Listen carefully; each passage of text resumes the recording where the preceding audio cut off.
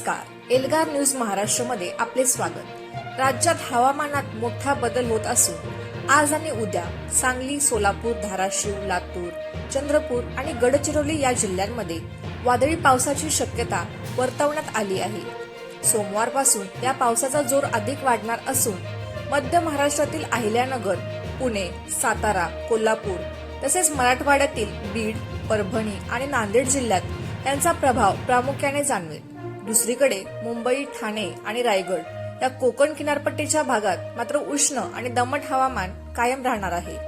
मंगळवारी हिंगोली, यवतमाळ आणि गोंदिया या विदर्भातील जिल्ह्यांमध्येही वादळी वाऱ्यांसह पावसाचा अंदाज असून बुधवारी पावसाचा जोर कमी झाला तरी पूर्व विदर्भात हलका पाऊस राहू शकतो। या बदलत्या हवामानामुळे शेतकरी बांधवांनी काढणीला आलेल्या पिकांची आणि आपल्या पशुधनाची योग्य ती काळजी घ्यावी असे आवाहन करण्यात येत आहे। मार्च 2026च्या या ताज्या घडामोडींसाठी पाहत रहा एल्गार न्यूज महाराष्ट्र।